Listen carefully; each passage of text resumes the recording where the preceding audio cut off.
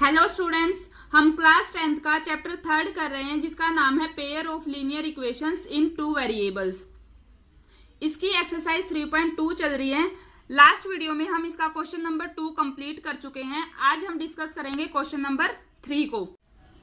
Question number 3 की statement है, on comparing the ratios a1 by a2, b1 by b2 and c1 by c2 find out whether the following pair of linear equations are consistent और inconsistent। हमें ratios को compare करके ये बताना है कि इनमें से कौन सा पेयर लीनियर इक्वेशन का कंसिस्टेंट है और इनकंसिस्टेंट है।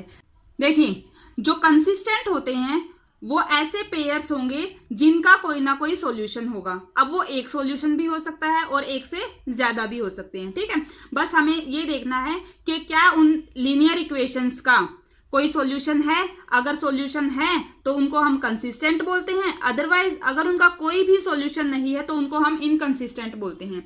हमने अपने इंट्रोडक्शन पार्ट में टेबल की थी, ये टेबल डिस्कस की थी हमने।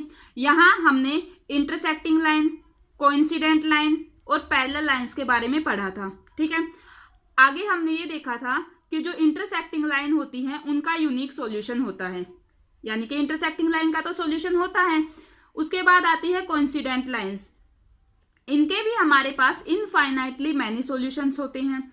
यानी ये दो कंडीशंस ऐसी हैं इंटरसेक्टिंग लाइन की और कोइंसिडेंट लाइन की जिनके सॉल्यूशंस होते हैं। तो ये हमारे किस में आ जाएंगे, जो जिनके सॉल्यूशन है, तो इनको हम बोलेंगे कंसिस्टेंट में। तो हम ये बोल सकते हैं कि जो कंसिस्टेंट होते हैं उनमें हमारी कौन कौन सी आएंगी। एक तो आती है हमारी intersecting lines, intersecting and coincident lines. अगर रेशियोज को कंपेयर करने के बाद, यानी a1 by a2, b1 by b2 और c1 by c2 को निकालने के बाद इन इंटरसेक्टिंग लाइन की कंडीशन फुलफिल हो रही है या फिर कोइंसिडेंट लाइन की कंडीशन फुलफिल हो रही है। कैसे? जैसे इंटरसेक्टिंग लाइन में हमारे पास होता है a1 by a2 not equal to b1 by b2, ऐसा होता है ना इसमें। और कोइंसिडेंट लाइन में होता है तीनों ratios equal, a1 by a2 equal to b1 by b2 equal to c1 by c2। अगर रेशियोज इस तरीके से आ रहे हैं तब हम उनको बोलेंगे कि वो कंसिस्टेंट है हमारे पास। ठीक है, और सॉल्यूशन जिनका कोई भी सॉल्यूशन ना हो वो कौन सी होती है हमारी, पैरेलल लाइंस। ठीक है, और पैरेलल लाइंस के लिए जो रेशियो की कंडीशन होती है वो क्या होती है, a1 by a2 equal to b1 by b2 but not equal to c1 by c2। तो जब हम रेशियोज कंपेयर करेंगे, अगर हमारे पास ये कंडीशन आ जाती है तो उनको हम बोलेंगे इनकंसिस्टेंट। अगर इन दोनों में से कोई भी कंडीशन आ जाती है तो उनको हम बोलेंगे कंसिस्टेंट। ठीक है, आई होप आपको कंसिस्टेंट और इनकंसिस्टेंट ये दोनों बातें क्लियर हो गई होंगी। अब हम स्टार्ट करते हैं अपना क्वेश्चन नंबर 3 का फर्स्ट पार्ट। ये हमारे पास थर्ड क्वेश्चन का फर्स्ट पार्ट है। ठीक है, अब देखो, इक्वल के उधर 5 है, इक्वल के उधर 7 है, लेकिन जो हमारी जनरल फॉर्म होती है वो होती है a1x plus b1y plus c1 is equal to 0।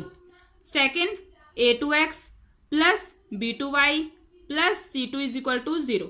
तो हम पहले इनको लिखेंगे इस फॉर्म में। हम इसको लिखेंगे 3x प्लस 2y, 5 उधर से जब लेफ्ट साइड में आएगा तो ये हो गया -5 is equal to 0। Second equation हमारी हो जाएगी 2x माइनस 3y माइनस का 7 इज इक्वल टू 0।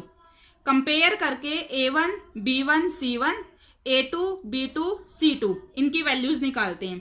a1 यहां से 3, b1 2 और c1 -5, यहां से a2 2, b2 -3 और c2 माइनस का 7। अब हम रेशियोज निकालेंगे, यानी कि a1 by a2 कितना आ रहा है, 3 by 2। Second b1 by b2 कितना आ रहा है, 2 by -3। क्या ये दोनों इक्वल है रेशियोज? नहीं इक्वल है ना। तो हमारे पास कौन सी कंडीशन आ गई कि a1 by a2 not equal to b1 by b2, ऐसा ही है ना। तो ये हमारी कंडीशन आ गई है कौन सी, इंटरसेक्टिंग लाइन की, है ना। अभी मैंने आपको बताया था जब A1 by A2 not equal to होगा B1 बाय B2 के, तो इंटरसेक्टिंग लाइन है, और इंटरसेक्टिंग लाइन का तो एक सॉल्यूशन होता है। तो अगर इसका सॉल्यूशन है तो ये हमारे कौन से आ जाएंगे, कंसिस्टेंट। ठीक है, अब बात करते हैं सेकंड पार्ट में। देखो सेकंड पार्ट को जब हम पहले इन्हीं से कंपेयर करेंगे, पहले इनको दोबारा से लिखेंगे। ये हो गया हमारे पास 2x minus 3y minus 8 is equal to 0, और ये हो जाएगी सेकेंड इक्वेशन जो है 4x minus 6y minus 9 is equal to 0। ठीक है, अब यहां से A1 B1 C1 निकालेंगे।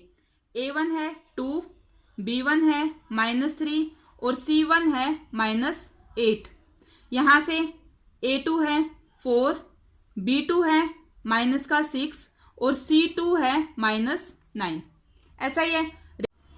अब हम यहां से रेशो फाइंड आउट करेंगे, तो A1 बाय A2 कितना आएगा हमारा 2/4। सोल्व करेंगे तो 1/2, है ना। ऐसे ही B1 by B2 minus 3 by minus 6, minus से माइनस कैंसिल, ये आ गया 1/2। ऐसे ही निकालेंगे C1 by C2 minus 8 bye minus 9, मतलब 8/9।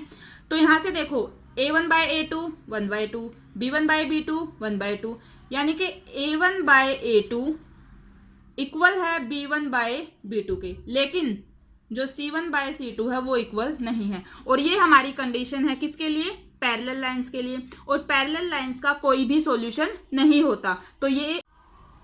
तो जो ये हमारा पेयर गिवन है लीनियर इक्वेशंस का, ये कैसा हो जाएगा, इनकंसिस्टेंट। हम लिखेंगे इनकंसिस्टेंट। ठीक है, ये सेकंड पार्ट हो गया है। अब करते हैं थर्ड पार्ट। थर्ड पार्ट में ये दो लीनियर इक्वेशंस गिवन है, पहले इनको दोबारा लिखते हैं। ये हो गया 3/2x plus 5/3y minus 7 is equal to 0, और यहां से 9x minus 10y minus 14 is equal to 0। तो A1 क्या है 3/2, B1 क्या है 5/3 और C1 कितना है माइनस का 7। यहां से A2 9, B2 माइनस 10 और C2 माइनस 14। ठीक है, रेशियोज निकालो। A1 बाय A2, देखो 3/2 डिवाइड बाय 9 है ना, तो 9 यहां आएगा, समझ रहे हो। 1 इसको और इसको कैंसिल करेंगे, ये आ गया 3, तो हमारे पास क्या आ गया 1/6। अब निकालते हैं सेकंड, यानी कि B1 बाय B2। B1 है हमारा 5/3 और डिवाइड बाय माइनस का 10, ये भी कैंसिल हो रहा है, ये आ रहा है माइनस 1/6, समझ रहे हो। अब निकालते हैं थर्ड। पहले इन्हीं दो को देखते हैं, क्या हमारे दोनों इक्वल हैं, नहीं है ना, एक प्लस का है और एक माइनस का है। तो जब ये दोनों ही इक्वल नहीं है तो थर्ड निकालने की तो हमें जरूरत है ही नहीं। तो हम लिखेंगे A1 by A2 not equal to B1 by B2। ये किसकी कंडीशन है, हमारी इंटरसेक्टिंग लाइंस की, और इंटरसेक्टिंग लाइन का सॉल्यूशन होता है, तो ये हमारे कौन से हो जाएंगे, कंसिस्टेंट। ये हमारा हो गया कंसिस्टेंट। अब देखो फोर्थ पार्ट करते हैं। फोर्थ पार्ट में भी पहले इनको दोबारा से लिखते हैं। 5x minus 3y minus 11 is equal to 0, और यहां से माइनस का 10x प्लस का 6y, उधर माइनस है तो इधर आके प्लस का 22 इज इक्वल टू 0। A1 कितना है हमारे पास 5, B1 कितना है माइनस 3, C1 कितना है माइनस 11। ऐसे ही A2 यहाँ से माइनस का 10, जो B2 है वो है 6, और जो हमारा C2 है वो है 22। रेशियोज निकालेंगे। A1 by A2 5 bye minus 10 कितना आ गया, माइनस का 1/2। सेकेंड निकालेंगे B1 बाय B2 माइनस 3/6, ये भी आ गया माइनस 1/2। दोनों इक्वल हैं। अब थर्ड भी निकालना पड़ेगा, तो थर्ड में C1 बाय C2 क्या आएगा, माइनस 11/22, ये भी आ गया माइनस 1/2। तीनों इक्वल हैं, है ना। हम लिखेंगे A1 by A2 equal to B1 by B2 equal to C1 by C2। और ये जो रेशो है ये कौन सी की कंडीशन होती है, कोइंसिडेंट लाइंस की। और कोइंसिडेंट लाइन के भी इनफाइनाइट मैनी सॉल्यूशंस होते हैं, मतलब सॉल्यूशन होते हैं, तो इनको भी हम कौन से बोलेंगे, कंसिस्टेंट। ठीक है, ये हमारी कौन सी होगी है, कंसिस्टेंट। अब करते हैं इस क्वेश्चन का फिफ्थ पार्ट।